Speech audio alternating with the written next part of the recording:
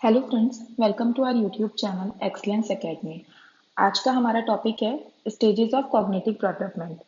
पहले मैं आपको एक चीज़ बता दूं, हमने ये जो चैप्टर है ये शुरू किया था लैंग्वेज और थॉट से। लैंग्वेज और थॉट में मैंने आपको बताया था कि कैसे जीन पियाजे और लेव वाइगोत्स्की के अलग अलग विचार थे लैंग्वेज थॉट को लेकर। तो लेव वाइगोत्स्की कहते हैं कि लैंग्वेज पहले आया, थॉट बाद में आया। जीन पियाजे ने बोला कि थॉट पहले आया, लैंग्वेज बाद में आया। इस तरीके से जीन पियाजे ने फिर लर्निंग थ्योरी दी। लर्निंग थ्योरी उनकी कॉग्निटिव डेवलपमेंट की थ्योरी थी। उसके अंदर इससे पहले वाले लेक्चर में हमने पढ़ा था कि कॉग्निटिव डेवलपमेंट को कौन कौन से फैक्टर अफेक्ट करते हैं, और आज हम पढ़ेंगे कि उसके स्टेजेस कौन कौन सी हैं। ओके, तो स्टार्ट करते हैं। जीन पियाजे के अकॉर्डिंग कॉग्निटिव डेवलपमेंट की 4 स्टेजेस होती हैं।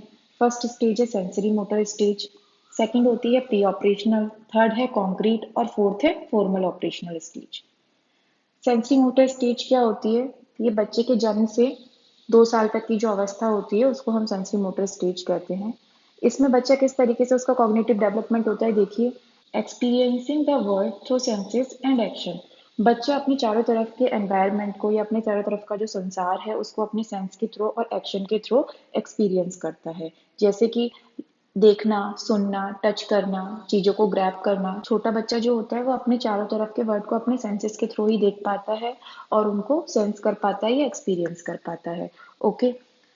Identify object permanence, the object still exist without of site. इस स्टेज में छोटे बच्चों के अंदर ऑब्जेक्ट परमानेंस आ जाती है। ऑब्जेक्ट परमानेंस क्या होता है? जैसे आपने देखा है, जब कोई बहुत छोटा बच्चा होता है 6 महीने का, तो उसके सामने अगर हम कोई बॉल रखते हैं तो वो बॉल के साथ खेलना शुरू कर देता है। लेकिन जब हम उसके सामने से वो बॉल को हटा देते हैं तो वो रोता नहीं है। उसको ऐसा लगता है कि ऑब्जेक्ट अभी था, अभी गायब हो गया। लेकिन जैसे जैसे उसकी एज बढ़ती जाती है, वो 1 साल का होता है, 1.5 साल का होता है, 2 साल का होता है, तो उसके अंदर ऑब्जेक्ट परमानेंस आ जाती है। जैसे यहाँ पर देखिए, बच्चा बॉल के साथ खेल रहा था, आपने इसकी बॉल छुपा दी। छुपाने के बाद बच्चे को पता है कि ये बॉल इसके नीचे है और वो उस बॉल को वहां से लेने के लिए बोलता है कि मुझे बॉल वहां से लाके दो। आपने अपने घर में भी बच्चे देखे होंगे, अगर आपका फोन चला रहे हैं, वो आपने उनसे फोन छीन के पिलो के नीचे रख लिया, तो बच्चे को पता है कि आपने वो फोन पिलो के नीचे रखा है। वो इंडिकेट करेगा उसको कि फोन वहां है। और अगर आप उसको वो फोन नहीं देते हैं तो वो रोना स्टार्ट कर देता है। तो इसको कहते हैं ऑब्जेक्ट परमानेंस। बच्चे को पता है कि वो चीज एग्जिस्ट करती है और आपने उस चीज को छुपा के रखा है। ओके।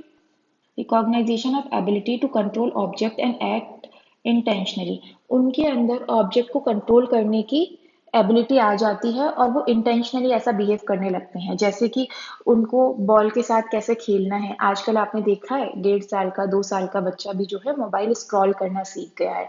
अगर आप उससे उस चीज को छीन लेते हैं तो वो रोना शुरू कर देता है। मतलब वो ऑब्जेक्ट को अपने अकॉर्डिंग उसका यूज करना सीख जाता है, अपने अकॉर्डिंग उसको कंट्रोल करना सीख जाता है और उसी के ही अकॉर्डिंग इंटेंशनली बिहेव करने लगता है। उसको वो चीज मिल रही है, नहीं मिल रही, उसके अकॉर्डिंग वो एक्ट करने लगता है।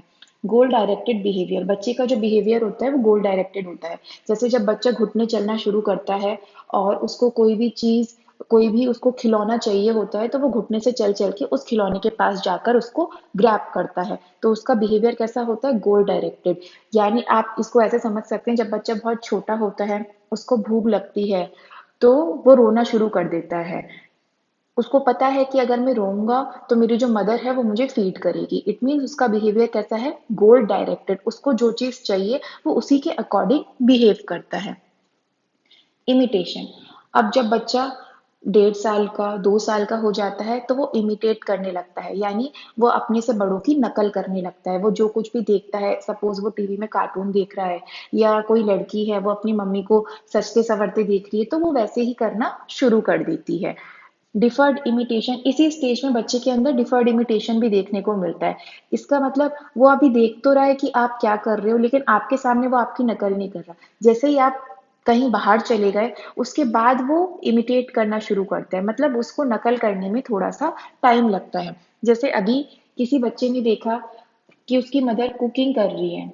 अब वो उस टाइम पर उनको देख रहा है, लेकिन जैसे ही उसकी मदर ने कुकिंग करके चली गई या कुछ घंटे बाद या एक दिन बाद, बच्चा क्या करता है? अपनी मदर की नकल करना शुरू करता है। वो भी ऐसे बैठेगा और अपने खिलौनों के साथ जैसे उसकी मदर कर रही थी कि चाय बना रही हैं या कढ़ाई में चम्मच चला रही हैं, वो वैसे ही अपने खिलौनों के साथ वैसे ही एक्ट करने लग जाता है। इसको कहते हैं डिफर्ड इमिटेशन, मतलब उसी टाइम वो उनकी नकल नहीं करता है, बल्कि कुछ टाइम बाद उनकी नकल करना शुरू करता है। लेकिन इमिटेशन में क्या आता है, बच्चा जो होता है वो उसी टाइम ही बच्चा नकल करता है। जैसे कि जब आप बच्चे के साथ पीकाबू खेलते हैं, मतलब आप अपने फेस के सामने हाथ रखते हैं और फिर हाथ को अचानक से हटाते हैं तो बच्चा खुश होने लगता है, फिर बच्चा भी आपके जैसे वैसे ही करने लगता है। या फिर आपने देखा है डिफरेंट डिफरेंट टाइप के जब आप फेसेस बनाते हैं तो बच्चा भी कोशिश करता है आपकी नकल करने की।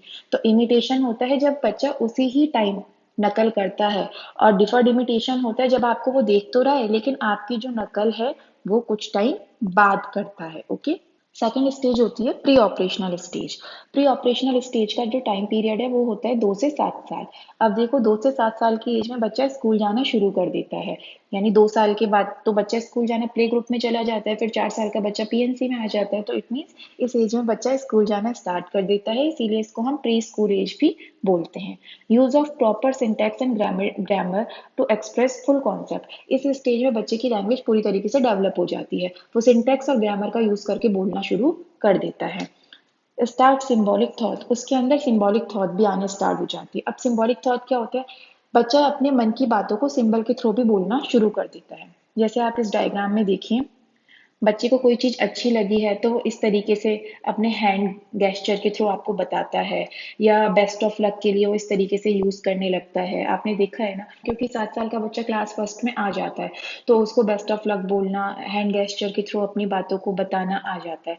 इसका सेकंड एग्जांपल देखिए, इस कार्ड के अंदर ये बच्ची बैठी हुई है और ये बच्चा इसको धक्का दे रहा है, तो इन्होंने इस कार्ड को एज अ कार यूज करा है, एज अ कार यूज करा है, यानी सिंबॉलिक थॉट उसके दिमाग में आया कि हम कार की जगह ये भी यूज कर सकते हैं। इसी तरीके से इन्होंने ये गत्ते का कैसल बनाया हुआ है, अपना किला बना रखा है और इसके अंदर खेल रहे हैं, तो इन्होंने जो भी रियल ऑब्जेक्ट है उसको किसी अदर ऑब्जेक्ट, जैसे गत्ता हो गया, या फिर आपने देखा है बच्चे मदर का वो दुपट्टा ले लेंगे, उससे भी घर में कुछ कुछ बनाते हैं या पिलो से कुछ बनाते हैं। इट मीन्स उनके माइंड में सिंबॉलिक थॉट आने लग गए हैं।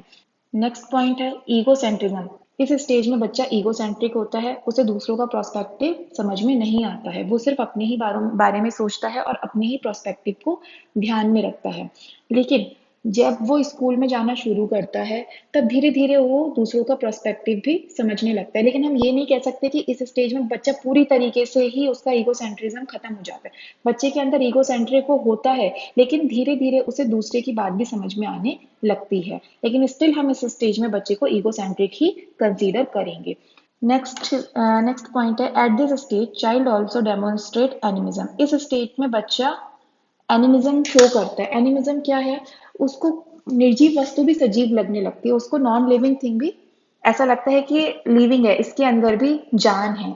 जैसे जब कोई बच्चा गिर जाता है, छोटा बच्चा आपने देखा है आपके घर में, 1 साल का या 1.5 साल का, 10 महीने का, जब वो चलते चलते गिर जाता है या उसको किसी चीज से ठोकर लग के चोट लग जाती है तो घर के लोग क्या करते हैं, जमीन को मारना शुरू कर देते हैं कि हट हट, इसकी वजह से चोट लग गई। तो बच्चे को लगता है कि ये जो है ये लिविंग थिंग है और जैसे मुझे दर्द हुआ वैसे इसको भी दर्द हुआ, इसको हम कहते हैं एनिमिज्म। इसका एग्जाम्पल यहाँ पर देखिए, इस पिक्चर में आप देख सकते हो, ये जो बच्ची है ये अपनी डॉल का चेकअप कर रही है। उसको लग रहा है उसकी डॉल बीमार हो गई है और वो चेकअप कर रही है। उसको ऐसा लगता है कि जैसे हम लोग हैं, हमें पेन होता है, हम बीमार पड़ते हैं, इसी तरीके से डॉल भी बीमार पड़ती है, यानी वो नॉन लिविंग थिंग को भी लिविंग थिंग समझ रही है। इसको ही हम कहते हैं एनिमिज्म। ओके।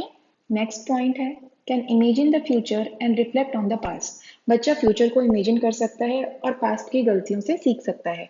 जैसे उसको पता है अगर वो होमवर्क करके नहीं ले गया तो स्कूल में उसकी टीचर उसे डांटेंगी, इट मीन्स वो फ्यूचर को इमेजिन कर पा रहा है। रिफ्लेक्ट ऑन द पास्ट का एग्जाम्पल आप ऐसे समझिए, जैसे कोई गर्म ऑब्जेक्ट था, सपोज अगर चाय का ग्लास रखा है, बच्चे ने उसको छू लिया, उसका हाथ पीछे हट गया एकदम से।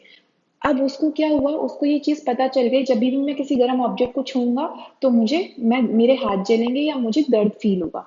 नेक्स्ट टाइम जब आप उसके सामने वही ऑब्जेक्ट को रखेंगे तो फिर वो दोबारा उसको टच नहीं करेगा, क्योंकि वो अपने पास्ट एक्सपीरियंसेस से सीख चुका है। तो रिफ्लेक्ट ऑन द पास्ट का मीन्स है जब बच्चा अपने पास्ट एक्सपीरियंसेस से चीजों को सीखता है। नेक्स्ट पॉइंट है, डेवलप बेसिक न्यूमेरिकल एबिलिटी। इस स्टेज में आके बच्चे के अंदर बेसिक न्यूमेरिकल एबिलिटीज आ जाती हैं, जैसे उसको सिंपल प्लस करना आ जाता है, सिंपल माइनस करना आ जाता है, टेबल्स आ जाते हैं, मल्टीप्लाई करना आ जाता है। Okay, they understand about the cause and effect. ये वाला जो पॉइंट है ये इसी से ही रिलेट करता है कि बच्चा अगर उसको पता है कि अगर मैंने होमवर्क नहीं करा तो इसका क्या इफेक्ट होगा। और सिमिलरली कॉजेज, जैसे कोई भी ऑब्जेक्ट अगर उसने जो टच किया था चाय का ग्लास वो गर्म था तो वो गर्म क्यों था, इट मीन्स वो कॉजेज और इफेक्ट को समझने लगता है इस स्टेज में आके।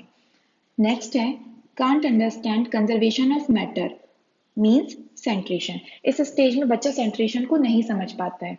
सेंट्रेशन क्या होता है, जैसे बच्चे को आपने एक बड़े ग्लास में पानी दिया और एक छोटे ग्लास में पानी दिया, पानी का अमाउंट दोनों ग्लासेस में इक्वल है, लेकिन बच्चे को अगर आप दोगे तो बच्चा कहेगा मुझे बड़े ग्लास वाला पानी चाहिए, क्योंकि उसको क्या लगता है वो ग्लास बड़ा है तो उसमें पानी ज्यादा होगा। इसी तरीके से अगर आप कुरकुरे का पैकेट लेकर आते हैं और उसको इक्वल पार्ट में डिवाइड करते हैं, पैकेट में से थोड़े से कुरकुरे निकाल कर आप बाउल में रख देते हैं, अब बच्चे को अगर आप बाउल वाले कुरकुरे देंगे तो वो कहता है कि नहीं मैं पैकेट वाला लूंगा, क्योंकि उसके दिमाग में क्या है, पैकेट में जो कुरकुरे होंगे वो ज्यादा होंगे। ओके, तो इसको कहते हैं सेंट्रेशन। सेंट्रेशन मीन्स बच्चा कंजर्वेशन को नहीं समझ पा रहा है। जैसे यहाँ पर आप देखिए, ये दो ग्लास थे, दो ग्लास में इक्वल अमाउंट में वाटर था। अब यहाँ पर क्या करा, एक लंबा सा ग्लास लिया और एक ग्लास का वाटर उसमें पोर कर दिया। ये बच्चा यहीं खड़े होकर के देख रहा है। अब बच्चे से पूछा कि किसमें पानी ज्यादा है, तो उसने बोला कि ये बड़े वाले ग्लास में पानी ज्यादा है, लेकिन हमको पता है जबकि दोनों ग्लास में जो पानी था वो इक्वल अमाउंट में था। इसका मतलब बच्चा अभी कंजर्वेशन के लॉ को नहीं समझ पा रहा है, कंजर्वेशन क्या होता है उसको नहीं समझ में आ रहा है, और वो सेंट्रेशन की स्टेट में है। ओके, नेक्स्ट पॉइंट है translative reasoning, it means lack of logic. बच्चे के अंदर इस स्टेज में लॉजिक डेवलप नहीं हो पाता है। प्री ऑपरेशनल स्टेज दो पार्ट्स में डिवाइड है, एक होती है प्री कॉन्सेप्चुअल और एक होती है इंट्यूटिव। प्री कॉन्सेप्चुअल में क्या होता है, बच्चे को कॉन्सेप्ट नहीं पता होते किसी भी चीज के, उसके पेरेंट्स उसको जैसा कहते हैं, टीचर उसको जैसा कहते हैं वो वैसे ही करना शुरू कर देता है। इस स्टेज में बच्चा जो होता है वो ईगोसेंट्रिक होता है। इंट्यूटिव में क्या होता है, बच्चा धीरे धीरे चीजों को समझना शुरू करता है। जब वो स्कूल जाना स्टार्ट करता है, उसके टीचर ने उसको अगर कुछ बोला या उसके पेरेंट्स ने कुछ बोला, धीरे धीरे उसको वो चीज समझ में आने लगती है, और थोड़ा थोड़ा उसका ईगो सेंट्रिज्म भी कम होने लगता है, क्योंकि वो टीचर की बात को भी महत्व देता है, अपने पीयर ग्रुप की बात को भी महत्व देता है। ओके, इस पिक्चर में तो आपने समझा कि बच्चे के अंदर कैसे सेंट्रेशन होता है प्री ऑपरेशनल स्टेज में, मीन्स वो कैसे कंजर्वेशन लॉ को नहीं समझ पाता है। ये रिप्रेजेंट करता है एनिमिज्म को और ये रिप्रेजेंट करता है सिंबॉलिक थॉट को। इस स्टेज के जो तीन मेजर पॉइंट हैं, जो जिसमें से क्वेश्चन सीटेट में ज्यादा बनते हैं, वो यही तीन है कि इस स्टेज में बच्चा कंजर्वेशन नहीं समझ पाता है, सिंबॉलिक थॉट बच्चे के अंदर आ जाते हैं, और बच्चे के अंदर एनिमिज्म होता है, मतलब वो नॉन लिविंग थिंग को भी लिविंग थिंग की तरह ट्रीट करता है। नेक्स्ट स्टेज है, जो थर्ड स्टेज है, वो है कॉन्क्रीट ऑपरेशनल स्टेज। इसमें बच्चे की एज जो होती है वो 7 to 11 ईयर का बच्चा इस स्टेज में आता है। इसके क्या क्या कैरेक्टरिस्टिक हैं देखिए। लॉजिकल थॉट बिगिंस, बच्चे के अंदर लॉजिकल थॉट आने स्टार्ट हो जाते हैं, वो चीजों के पीछे के लॉजिक को समझना शुरू कर देता है। Inductive reasoning example to rule, concrete operational stage में बच्चा इंडक्टिव रीजनिंग स्टार्ट कर देता है, मतलब बच्चे को अगर पहले एग्जाम्पल बताया जाए उसके बाद उसको रूल समझाया जाए तो वो इजीली उनको समझना शुरू कर देता है। जैसे अगर नाउन की डेफिनेशन पढ़ाने से पहले बच्चे को कुछ एग्जाम्पल दिए जाएं, जैसे हिज नेम इज राम, उसका नाम राम है।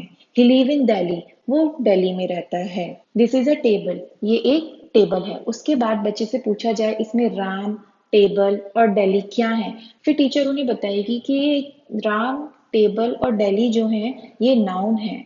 उसके बाद आप बच्चे को बताइए कि noun is a name of person, place और अ थिंग। तो बच्चा कैसे समझा, बच्चा समझा एग्जाम्पल टू रूल, पहले आपने उसको एग्जाम्पल दिए, उसके बाद आपने उसको नाउन का रूल बताया, तो इसको हम कहते हैं इंडक्टिव रीजनिंग, कि बच्चा एग्जाम्पल टू रूल समझना स्टार्ट कर देता है। नेक्स्ट है रिवर्सिबल थॉट, बच्चा रिवर्सिबल थिंकिंग करना स्टार्ट कर देता है। जैसे यहाँ पर देखिए, बच्चा रिवर्स काउंटिंग या बैकवर्ड काउंटिंग शुरू कर देता है। इस स्टेज में बच्चा रिवर्सिबल थिंकिंग करना स्टार्ट कर देता है। अंडरस्टैंड कंजर्वेशन ऑफ मैटर, उसके अंदर कंजर्वेशन ऑफ मैटर की समझ आ जाती है। जैसे इससे पहले की स्टेज में बच्चे के अंदर कंजर्वेशन ऑफ मैटर वो नहीं समझ पा रहा था इस स्टेज में। बच्चे को ऐसा लगता था कि जो ग्लास बड़ा है उसमें ही पानी ज़्यादा है, लेकिन इस स्टेज में ऐसा नहीं है। कॉन्क्रीट ऑपरेशनल स्टेज में बच्चे के अंदर कंजर्वेशन ऑफ मैटर की समझ आ जाती है। उसको पता है कि ये दोनों ही चीज़ें इक्वल हैं, साइज शेप मैटर नहीं करता है। स्टार्ट क्लासिफिकेशन, वो क्लासिफिकेशन स्टार्ट कर देता है कलर्स को लेकर, शेप को लेकर, साइज को लेकर। वो डिफरेंट डिफरेंट ऑब्जेक्ट को उसकी क्वालिटी के अकॉर्डिंग क्लासिफाई करना सीख जाता है। जैसे आप यहाँ पर देखिए, ये बच्चा इन ब्लॉक्स को कलर के अकॉर्डिंग पर अलग अलग क्लासीफाई कर रहा है कि पर्पल कलर के इसने अलग रखे, ऑरेंज अलग रखा है, ग्रीन अलग रखा है, येलो अलग रखा। सिमिलरली वो शेप और साइज में भी क्लासिफिकेशन करना शुरू कर देता है। उसके अंदर वर्गीकरण करना उसको आ जाता है इस स्टेज में आके। सीरिएशन मीन्स क्या होता है, बच्चा छोटा बड़ा समझना शुरू कर देता है और उनको लाइन से लगाना भी स्टार्ट कर देता है। मैथ्स में इसको कहते हैं हिंदी में आरोही क्रम अवरोही क्रम, यानी बच्चे को ये पता चल जाता है कि ऑब्जेक्ट को हाइट के अकॉर्डिंग हम कैसे करके लगाएंगे सीरीज में। जैसे आप यहाँ देखिए, ए बी से बड़ा है, बी सी से बड़ा है, तो बच्चे को ये पता है कि ए जो है वो सी से बड़ा होगा। इस पिक्चर में भी आप देख सकते हो, ये ए है, ये बी है और ये सी है। तो बच्चे को अगर ये बोला जाए कि ए जो है वो बी से बड़ा है और बी सी से बड़ा है, तो बच्चा देख के बता सकता है कि जो ए है वो सी से भी बड़ा होगा। तो उसके अंदर सेरिएशन आ जाता है। तो इस स्टेज के 3 मेजर पॉइंट कौन कौन से हैं? सबसे पहले बच्चा कंजर्वेशन सीख जाता है, रिवर्सिबल थिंकिंग उसकी स्टार्ट हो जाती है, क्लासिफिकेशन आ जाता है उसको, और साथ में उसको सेरिएशन भी आ जाता है। नेक्स्ट स्टेज है formal operational stage. Formal operational stage में बच्चे की एज जो होती है वो 11 टू अबव होता है, यानी अडल्टहुड तक ये जाती है। इसमें देखिए इसकी कैरेक्टरिस्टिक्स क्या क्या हैं। Understand world through hypothetical thinking and scientific reasoning. इसमें बच्चा अपने चारों तरफ का जो संसार है उसको हाइपोथेटिकल थिंकिंग और साइंटिफिक रीजनिंग के थ्रू समझना शुरू कर देता है। हाइपोथेटिकल थिंकिंग होती है परिकल्पना करना किसी चीज की, या फिर अमूर्त चिंतन करना शुरू कर देता है वो इसमें। जैसे वो सिर्फ दिमाग में ही चीजों को सोचना शुरू कर देता है, उसको किसी ऑब्जेक्ट की जरूरत नहीं है अब चीजों को समझने के लिए।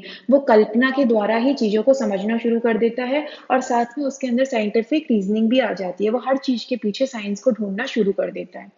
नेक्स्ट है thought process become quite systematic. उसका सोचने का तरीका अब सिस्टमैटिक हो जाता है। अब अगर वो किसी प्रॉब्लम का सॉल्यूशन भी सोच रहा है तो वो उसको एक सिस्टमैटिक वे में सोचना शुरू कर देता है। ओके।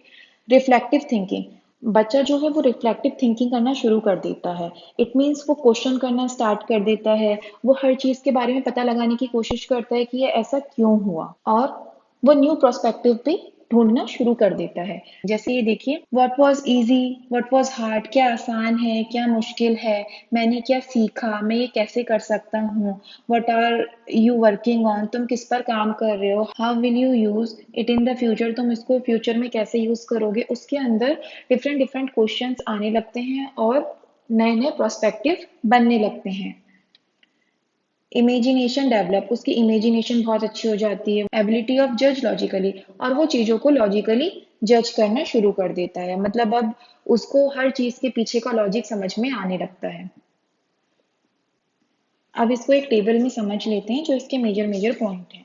सेंसरी मोटर स्टेज होती है 0 से 2 साल, यानी जब बच्चा पैदा होता है उसकी 2 साल तक की जो एज होती है वो सेंसरी मोटर स्टेज होती है। इसके अंदर बच्चे में ऑब्जेक्ट परमानेंस आ जाती है। सेकंड स्टेज है pre operational stage.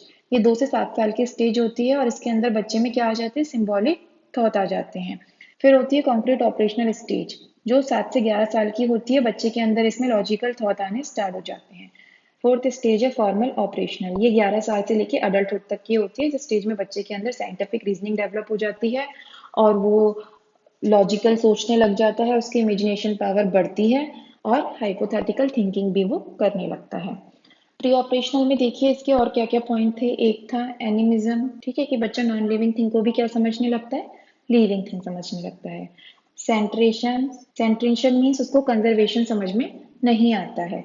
Concrete operational में क्या होता है, बच्चे को कंजर्वेशन समझ में आने लगता है, यानी डिसेंट्रेशन। लॉजिकल थॉट उसके अंदर आते हैं, सीरिएशन समझ में आने लगता है, और क्लासिफिकेशन भी उसको इस स्टेज में आ जाता है।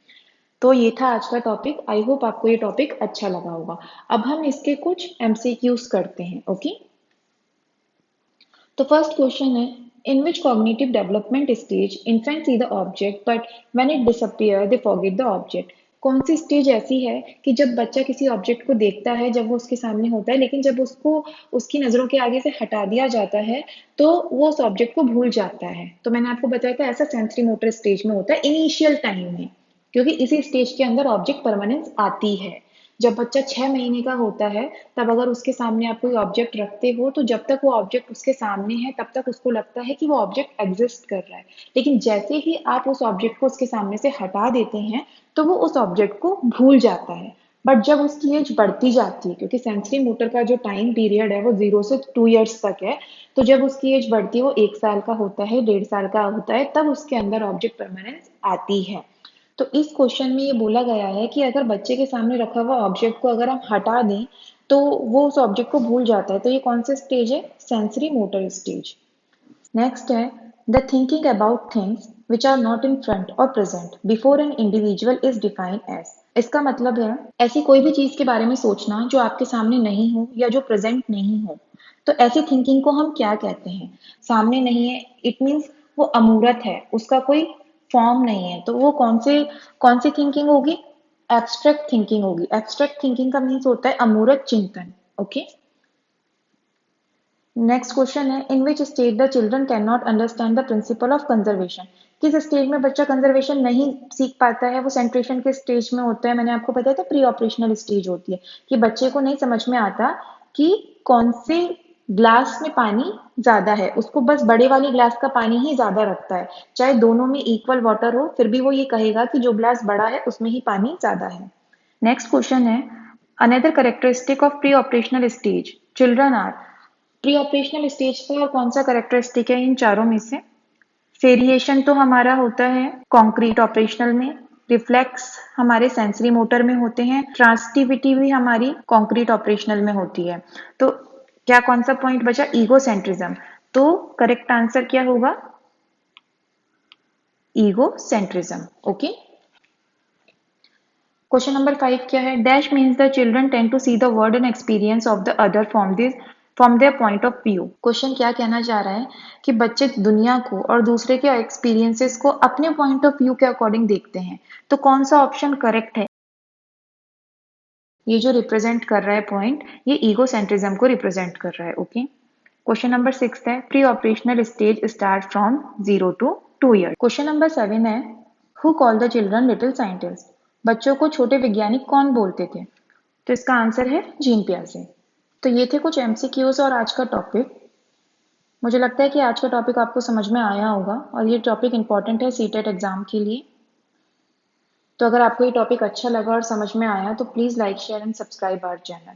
इसका पीडीएफ अगर आपको चाहिए तो वो आपको हमारे टेलीग्राम चैनल पर मिल जाएगा, जिसका लिंक आपको डिस्क्रिप्शन में मेंशन है। So okay, bye friends.